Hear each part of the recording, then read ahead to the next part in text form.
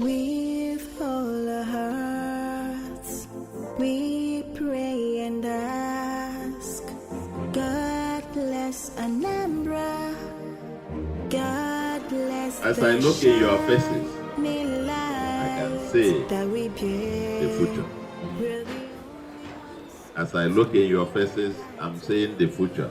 If you're in person who are looking at us this way, in their faces, you might be looking at maybe future president of Nigeria, maybe future bank managing directors, maybe future professors, medical doctors, future teachers, businessmen, captains of industry.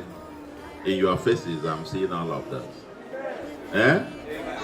This is the future. I don't know about the future. Yeah?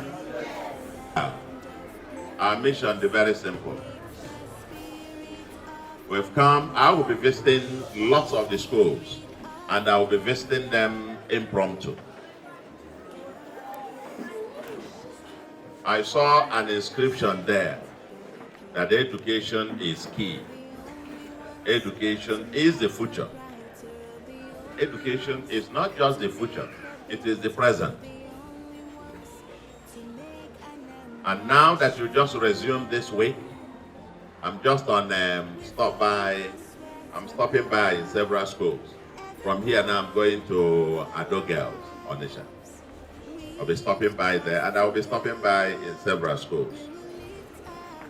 We have a big agenda because the future is education. Our present is education. It is the foundation. Human capital is Anambra's greatest asset. Our greatest asset is not our land. We have got a very tiny piece of land. It's not the buildings that we have. It's not the money in the bank. Our greatest asset is the people. It is our people. The most entrepreneurial, the concentration, Anambra has the highest concentration of the most entrepreneurial people, at least in Africa. But for us to continue to be who we are and to fit into this 21st and 22nd century, which we must conquer, education is the foundation. Education is everything. Our goal in education is to be able to produce, in education and health, we are preventing major revolutions in these two sectors in particular. And then we have the third leg, which is trying to take the vulnerable with us. But education is the one I talk about momentarily. And that is to say that unless we can give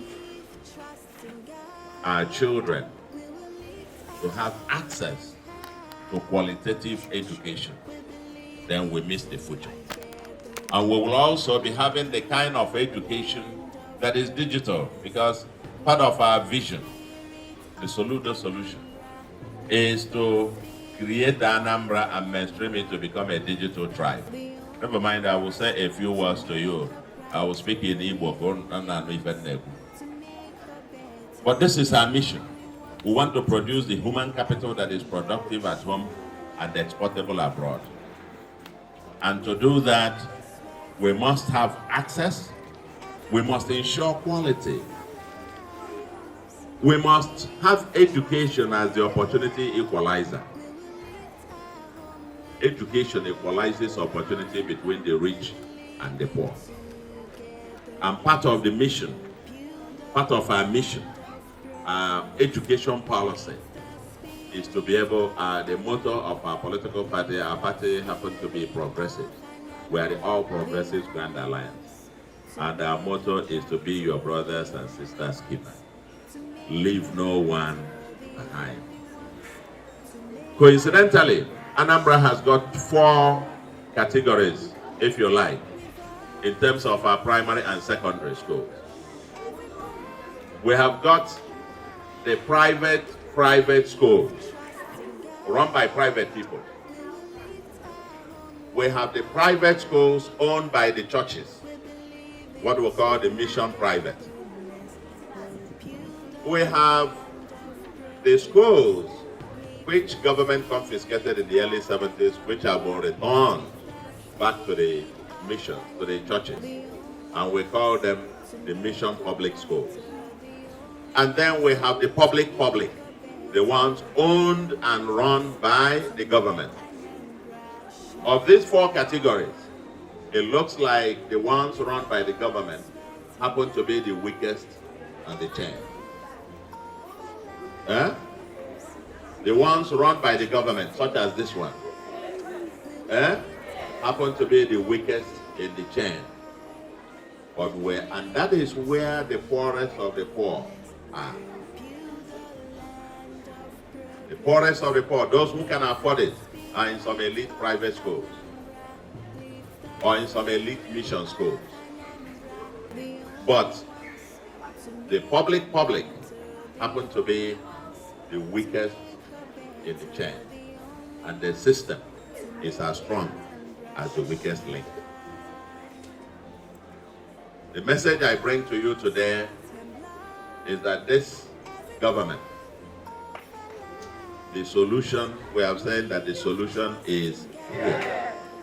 We are now launching a massive revolution to be able to bring our public sector educational system not just to be at par, but it should be the model to be emulated by the other sectors.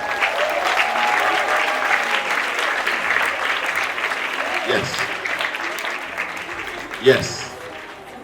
We are going to fix the infrastructure massively in all our public schools. We are going to address their infrastructure deficiencies very massively, bring them at par and even higher to become the model that the private schools and the mission schools will have to be looking up to the public schools as the model. We have to remember, we want to reverse that trend. So rather than the public schools becoming the laggard, the public schools have to become the model. We want to reclaim and get back to the time when the children of the rich and the children of the poor attended the same school, taught by the same teachers. Because today we are creating two sets of citizenship. The children of the rich are in the elite private schools. The children of the poorest of the poor are condemned to poorly funded, poorly resourced public schools where there are no teachers. And the teachers, if they are there, most don't go to school, don't come to classes, and the quality is very poor. And therefore, you now have the children of the poor getting poor education, the children of the rich getting higher quality education. And then you have two classes of citizens, those who have and those who don't have. But education used to be the equalizer that will bridge the gap between the rich and the poor. Only if the children of the poor are given the same or better quality education can you cover the gap in the next generation. And we are determined to solve that in Anambra. We are determined to do that. That is what this mission is all about. That is what this mission, leaving no one behind. And those who have been left behind for so long. You know, our education system in the country, when we take exams in JAM and then there's, yes, Anambra comes first or second or this. But guess what? The schools that do much of those are either mission schools or private schools. Not much of the public schools. And the government will now rise up to its responsibility to provide that which we call the opportunity equalizer. So if you are going to private school, it will be by choice. It will not be because the government school is not working. And over the next coming months and years, because the decadence has happened over decades, we'll not fix them in one day. But subject to our resource constraint, we are prioritizing this. education is key. We are interested in not only providing the infrastructure in these schools, we are interested in the outcome, the learning outcome, to make sure that these children, even in their nursery, primary 1, primary 2, can read and write, can count numbers, numeracy, and literacy. We want to raise our children up to become that digital tribe of our dream. And to begin with, we're going to be fixing your infrastructure. You see, we started off, I think we're probably the first in the country. You start off, a governor comes in office, and within the first 9 months, recruited 5,000 teachers.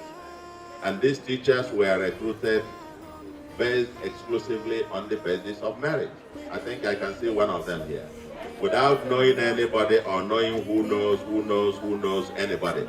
If you are the best, we recruit you.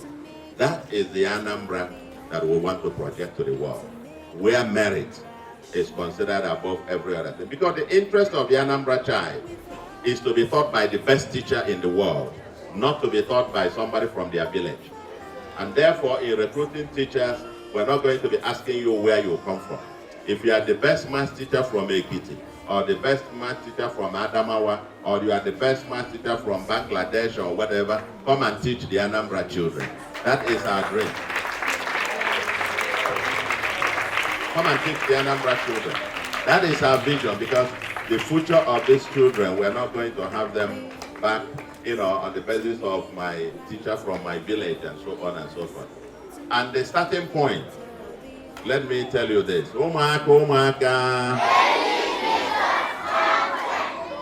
I will tell you, next tomorrow, I will be having meetings with your head teachers. I will be directly involved in this. We're going to come back to you, even the teachers, you, the children, will also participate in doing the evaluation of the teachers. Because we're going to give them phone numbers. If the teachers don't come to school, they can call me. Yes, if they're not teaching you well, you can call me and tell me. Now that number, we're going to soon circulate the number. So the children, even from the children abroad, I was a professor in the US at some point. When you finish teaching, forms are circulated to the students to evaluate you, to grade you as a teacher. Yes, that's the way it was. So we're going to have this. We're going to have the communities involved in quality assurance. We're going to get technical crew in the schools for quality assurance. We're going to get the communities involved in ownership of the schools. Ndi obosi unu keso nwelu school or just school this somewhere. You must participate. And when you participate in the chair, and they put ndi obosi elesigo at the school, they have sold off the land belonging to the school. The children have nowhere to play. I even understand somebody has fenced the one across the road. Ndi chair, tell whoever fenced that, we are sending bulldozer to come and clear this tomorrow.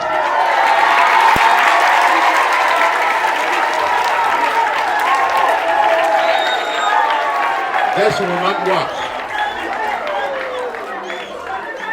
The children must have a playground.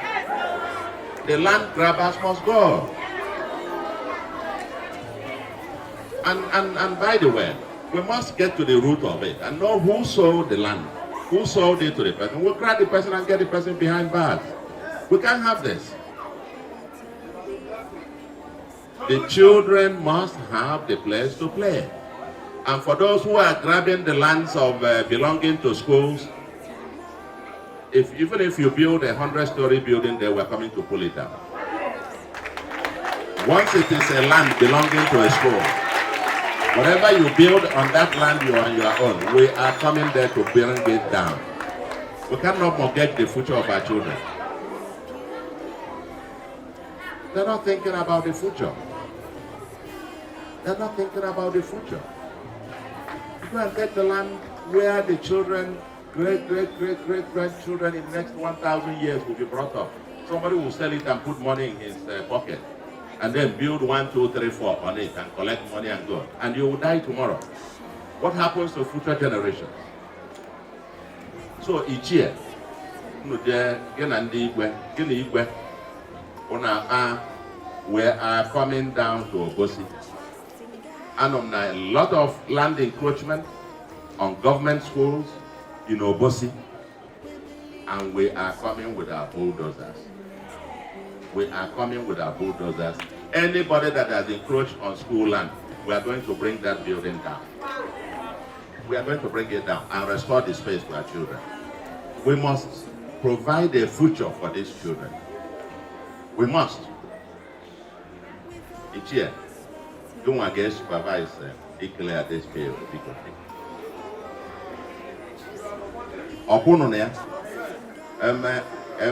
Unu get supervise here.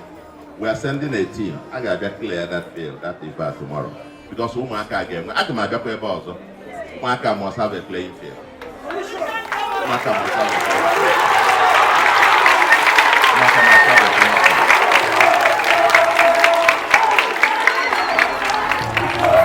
Spirit of Anambra, states we learn.